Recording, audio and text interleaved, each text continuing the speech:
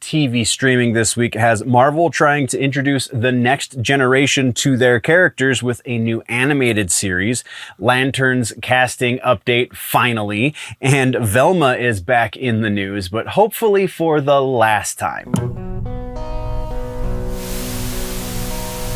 Hello, nerds!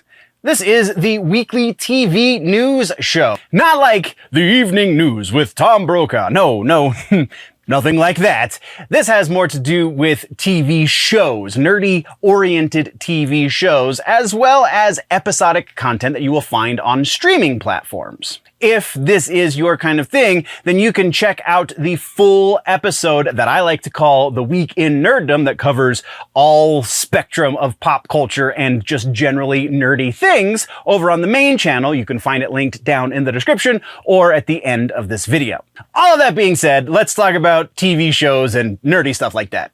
We do have follow-ups and corrections in TV this week. It's actually mostly follow-ups. I don't think there are any corrections, but we do have a lot of follow-ups, so let's get to them. First up, Night of the Seven Kingdoms, one of the upcoming Game of Thrones spin-offs. George R.R. Martin just talked about it on his blog, and it sounds like we might have a little bit of a similar situation to season 2 of House of the Dragon on our hands, because he's using a lot of the same vocabulary to describe season 1 of Night of the Seven Kingdoms. Like, there's red flags all over this.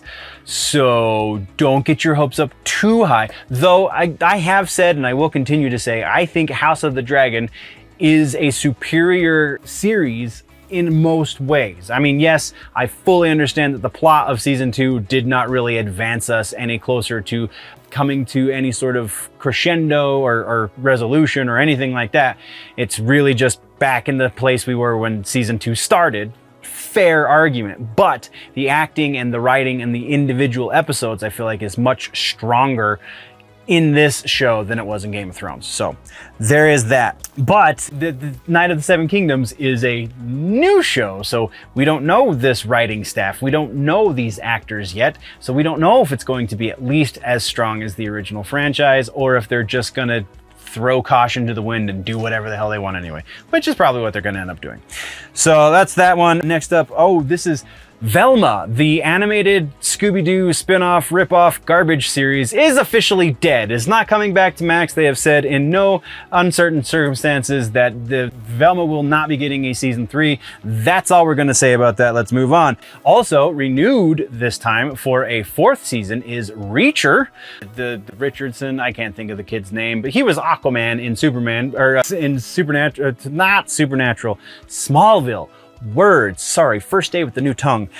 But yeah, this is a good series, so sure, of course it got renewed for a 4th season. The Lanterns announcement. We did finally get an announcement on who is going to be playing John Stewart rather. Aaron Pierre has been officially announced as playing John Stewart. If you don't remember, we were talking about the rumors previously that Aaron Pierre, and there was another guy in contest for this role, and Aaron Pierre is the one that won out, which is good because he's not a newcomer to the scene. Like, he was in the Krypton show on Sci-Fi. He's done a number of other nerdy properties, and it seems like he's kind of more physically looks the role as well. So it's just kind of all around better casting. Super excited to see where they go with that one. Moving on, we have Next Level. Oh yeah. So Next Level, the animated series coming to Amazon Prime that is going to, each episode is going to deal with a different video game intellectual property. That we've got a teaser trailer for this, and then we also got, a couple weeks ago, we got a proper trailer for one of the episodes, and then the proper trailer for the series leaked. I was unable to find the actual link to the trailer because Amazon has done a pretty damn good job of pulling it down and threatening people with lawsuits and stuff if they didn't pull it down. So we do know some information from the leaked trailer, and the fact that Amazon was so quick and so rapid in their response in pulling this down. We know that very likely this is all true, which is why this is not in the rumor mill. But we do know that we see Arnold Schwarzenegger's character, we see his son Patrick, Keanu Reeves, Kevin Hart and his daughter Heaven. This very large ensemble of very familiar faces. Not a lot of people that you're going to necessarily know by name, but you will know a lot of the faces because they are being modeled after the actors who are voicing them, so that's pretty dang cool. The show still releases December 10th. That hasn't changed. When that trailer officially releases, we will then properly talk about it, but that's all we got, so let's move on. Next up, we have The Office. This is, technically it's not The Office. They're not going to call it The Office. It's just the sequel series to The Office that's starring Domhnall Gleeson. We already know that. Well, we got some more casting there. I'm not going to be able to say her name. I'm sorry. Gbemisola?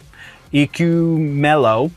I am so sorry, I just butchered your name. Alex Edelman, Tim Key, and Eric Rahill will be joining the cast of this series. We also know a little bit more of the premise for the series as well. It's going to be the same documentary crew who made, in the universe of the show, made the documentary about Dunder Mifflin Paper Company. It's going to be that same crew. Then they're looking for a new subject. They discover a dying historic Midwestern newspaper and publisher trying to revive it with volunteer reporters. So hilarity is bound to ensue with volunteer workers. That just sounds funny to me. I don't know. So that's what we know about the Office sequel. It is still untitled. That has not leaked or anything like that. So anyone's guess is as good as anyone else's. That is, though, what we have for the follow-ups and corrections for this episode. Let's talk now about trailers. One of these trailers I should have talked about, I believe, 2 weeks ago, and I can't believe it slipped through my fingers until now, or slipped through the cracks until now, but we're gonna start with Agatha. Agatha All Along, mid-season trailer. They're really trying to lean into this one like people care, but I don't think anybody does. Please, again, comments section if you feel one way or the next, because I honestly don't know who the audience is for this show. And it's got the lowest ratings, or lower ratings than The Acolyte. And The Acolyte got terrible ratings. So, yeah. The next one is just dropped this morning, is the Invincible Season 3 trailer. Teaser is more appropriate, because I don't think this scene that we see in this teaser is actually going to appear in the show, at least not the way it appears on the inside of this video.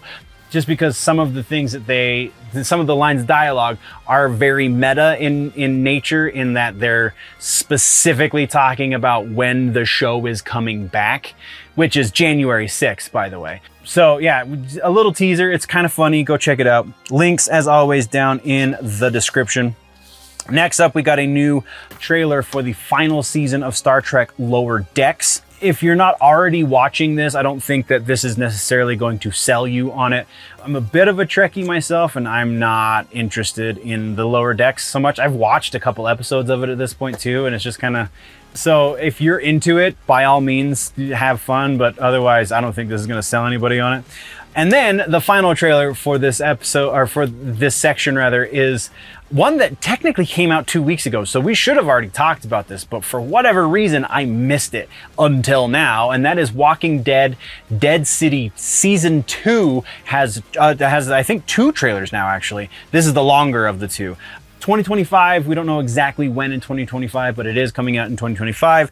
And you get a taste of Negan with Lucille again in this trailer, so it's very juicy. This is, I think, the second best spin-off of the Walking Dead franchise right now. It's good, but I think Daryl Dixon outshines it by quite a bit.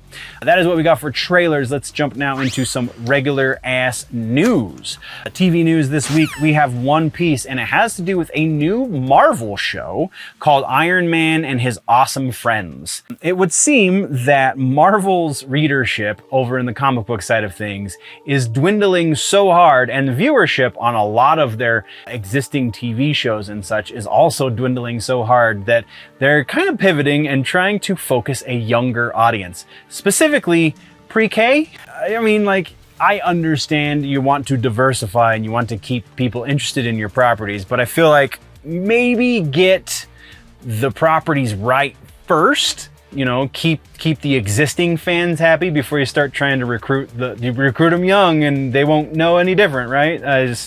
It seems a little transparent, but that's just me, maybe. That's what we got for regular ass news. No release date as far as I saw on the Iron Man show, though it does deal specifically with Iron Man, Riri, and the Hulk's son. I can't remember his name off. Thor? No, not Thor. Duh. I can't think of his name. Whatever. Irrelevant, because I'm not going to watch the show. Anyway, that brings us to our suggestions for TV this week. Like I said, Dead City is the second best, and the first best is Daryl Dixon. That is your suggestion this week. Walking Dead, Daryl Dixon. Season 1 is available on Netflix. It takes place in France. Season 2 is actively coming out right now, so if you have, cable or AMC Plus, then you can watch the episodes as they are coming out. It is absolutely the best follow-up to the OG series. The Book of Carol is season 2, and it's working out super well. We're going to talk a lot more detail in this week's That Just Happened, but just Norman Reedus is fantastic in this character, has been since like season 2 of the original series. I don't know that I've ever disliked him. I just feel like he didn't really find his footing until the second season, but the biggest fan favorite character, I feel like, and he got his own series, and that makes sense. Anyway, it's great. It is some of the best zombie acting. I mean, like, not the people who play the zombies, but like people in a zombie franchise. This is some of the best acting you're going to get under that criteria, and just I'm just going to keep gushing. So go watch it. Daryl Dixon is your suggestion this week for TV.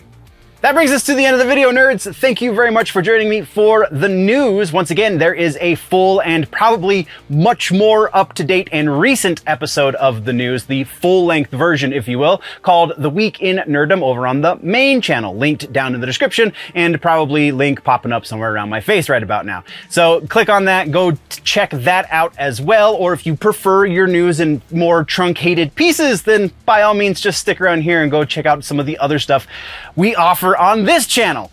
Thank you very much for joining me. We will see you in the next one. Before we go, always remember, nerds, that if it is generally nerdy, it's probably here.